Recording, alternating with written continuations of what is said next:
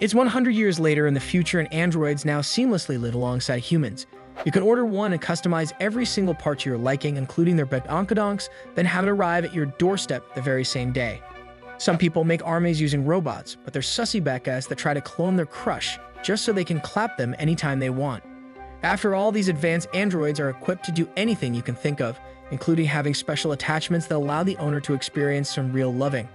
Anyways, meet Model 42H, the newest lifelike android from the leading AI company, who goes by the name Jemsun Kim.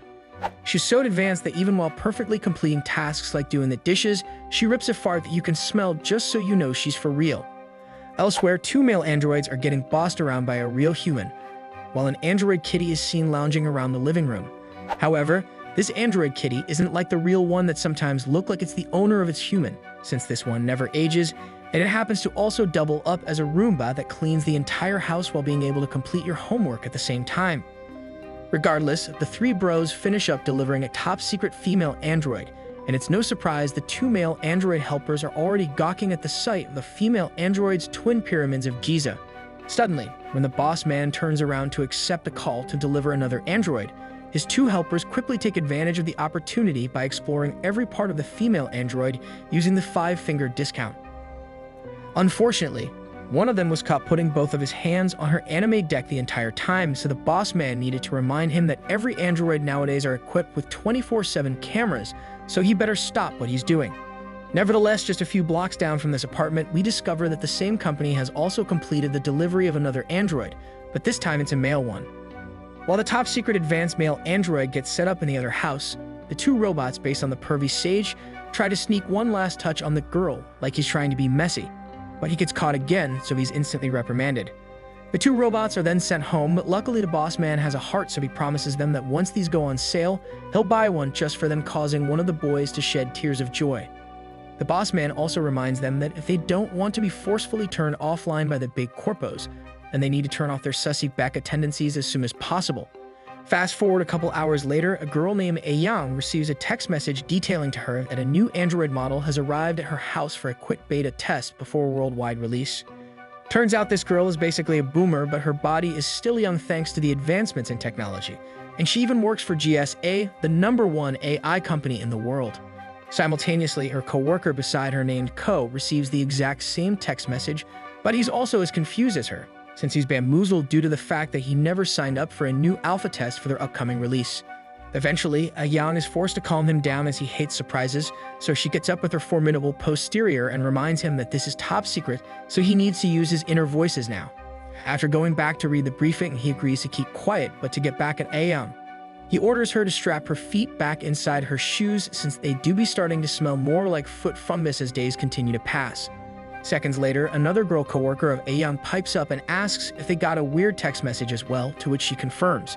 However, as the girls continue to gossip while Ko looks frustrated he has to spend his free time on work again, a super nerd who plays Roblox Fruits is conveniently left out of the program. The nerd is so loud that Aeyang has to tell him to sit back down since the entire office now wants to know what's going on, but it's literally top secret, so she tries her best to act like it's nothing special. It's then revealed that the old man from earlier who owns Jemsun Kim is actually part of the same company, and he goes by the name Kwang, so he's pretty much the top dog in the office. Kwang then points at their cleaning cat and tells them all to simmer down since they're not doing a great job in keeping everything a secret, just like when they alpha tested the android kitty. He continues to remind the crew that thanks to the initial testings, they removed the ability for cats to talk like humans since it scared a lot of people to call PETA, and now everybody loves the mailing ones.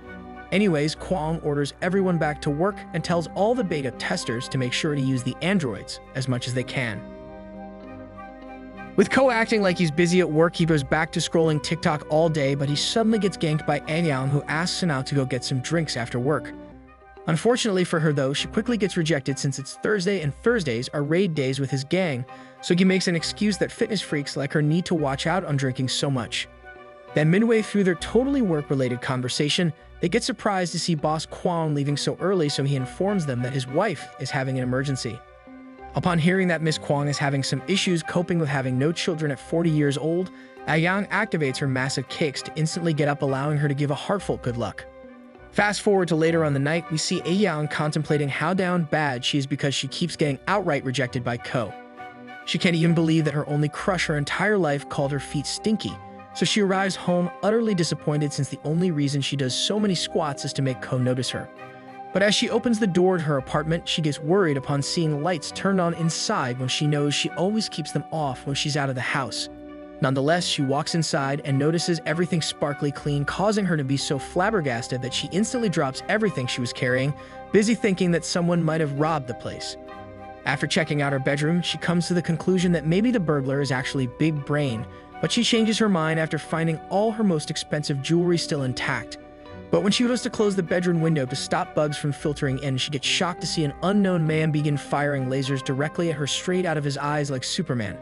Luckily for her though, he wasn't aiming for her but actually behind her, as he's busy trying to destroy every bug inside her room with absolute pinpoint accuracy that could rival any aimbot. Shortly after retracting the lasers coming out of his eyes, Ahyang instantly collapses to the ground since she did not expect the new product to be such a Chad that can shoot lasers out of their eyes. Elsewhere, Ko finds himself ganked by a girl putting away his gym equipment for him. But she's a weird one because her plump bakery and super round cannons don't have anything covering them. Upon the girl noticing that Ko is finally home, she instantly drops 100-pound dumbbells on the ground to welcome him, causing Ko to quickly hurry to make sure no damage was done on his hardwood floor. Seconds later, Bro learns that the baddie he's looking at is actually a robot, and she's the newest model his company wants him to test for the next 30 days. Unsure of what to do, Ko calls up director Kwang, but Kwang orders him to just chill and relax because he also received a model from the company he needs to test out himself as well. Kwang then accidentally hangs up on Ko after having to look away from Jemson, unable to handle eye contact with her, so he ends up accepting an urgent call from Ahyang to distract him from having to look at the android.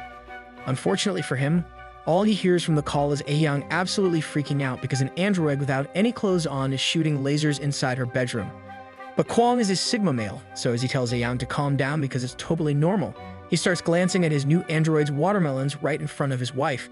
Anyways, back at Ko's house, he can't help himself but stare at the top of the pointy pyramids of his new android, while it debriefs him to make sure to keep everything top secret or else he's going to get fired from GSA. As she continues rambling about the terms of service, Ko decides he's had enough of being a sussy baka, so he tells the android to go and wear something more appropriate because hers G-yats are sticking out. Eventually, Bro decides to test out some of her capabilities even though she's still equipping see-through clothes, only for him to forget about it when he gets impressed by her strength and power that can rival the Terminator. Nonetheless, she forgets to crank her power up when Ko orders her to do a 6-plate deadlift, causing her robot hands to come cleanly off, but she's still able to function. As such, she uses the failed experiment as an excuse to get Ko to take responsibility and sign up for the 30-day test, since no one else broke an android within 15 minutes of use. Nevertheless, Bro finds himself always staring at the cannons on her, unable to fathom that technology has progressed so far that it allows androids to emulate what's it like when it's cold inside, causing her tippy tops to harden.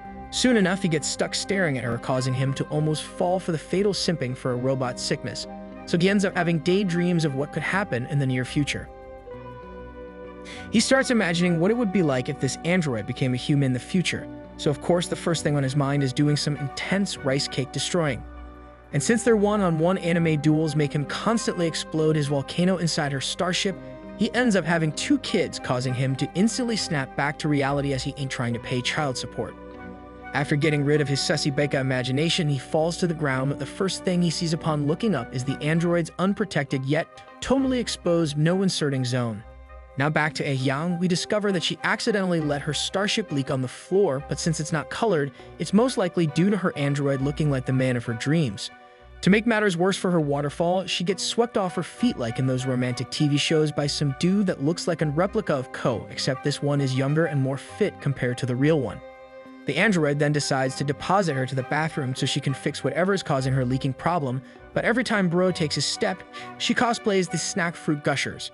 After gushing more liquid than the faucet from the Mario movie, due to the sheer Chad presence in her life, she changes to make sure no human can catch her becoming an ultimate sussy beka because of an android. But before she could even finish changing after trying to call boss man Kwang again, she closes her phone, allowing the android to gank her midway through her changing clothes sequence. Eventually, she gives up trying to understand what's going on. She just allows the android to take care of her through any means possible, which includes having a foot bath like a spa, but the android uses the mouth as its dryer. So while Bro dries up Yang with no sussy intentions, she gets impressed that the android could talk while something is stuck in its mouth, which reaffirms the fact that he is actually a robot. Anyways, for some reason, Yang realizes that the android is a little bit sus, because it took off its armored pants, so now she's staring directly at its captain underpants, and there seems to be a large rhino hiding behind the boxers. She then goes to double-check the android's face to see how it feels, and much to her surprise, it's even smoother than her own skin, so Yang gets a little bit jealous that her skin routine got beat. Furthermore, she checks on its eyes, busy wondering how it can even shoot lasers, but the android tells her not to worry and reassures her by explaining that his lasers are harmless to humans, but it's very effective against flying insects. Fast forward a couple questions later, Hyang discovers that she's being recorded because all androids nowadays carry 24/7 cameras to protect its clients and the company's own products, causing her to abruptly push the android away. Eventually, she simmers down when she learns that his cameras are already programmed to instantly blur out her face and any private parts, so nothing can be leaked, and even if it did, she can sue at any time. Regardless, after finishing up a quick spa session with the droid, the sussy tables quickly turn when Hyang begins to constantly stare at the android's huge subway footlong while asking it if it would do anything she literally wants. So deprived of some real action all her life, she doesn't hesitate to rip off the remaining layer protecting the android's banana sword from being outright visible. With Aeon unable to hold her horses, we get teleported back to the house of Kwang, who's busy trying to raise himself up in front of a mirror because he's probably stuck in his midlife crisis. However, as he asks himself if he's still handsome, Jeomsun appears out of nowhere and replies by saying that of course he's, while handing him back his clothes. She then demands him to stop covering the junk, since she's an android after all, so he shouldn't care what it thinks, whilst making a good point that he needs his hands to dry up. And so he lets the robot dap him up while also allowing Jeomsun to finish drying his hair, but when he goes to remove some of his loose hair from her, he realizes that the cannons on her feel exactly like the real deal, and even better than the fake ones from Brazil. Surprisingly though, when the android computes that his touch was lingering for far too long than usual, she rips out a quick squeal and recoils back like she got ganked by an apex predator. She then apologizes for the random outburst, but she ends up leaving the room to let him finish up, and upon leaving, she informs Kwam that she will have some milk ready for him when he gets out. Upon getting out, he learns that his wife named the android Jeomsun because that was her nickname, and she even happens to look exactly like her back when she was younger. Later, when Jeomsun goes to do the dishes, he gets scared because Jeomsun acts exactly like someone he knows.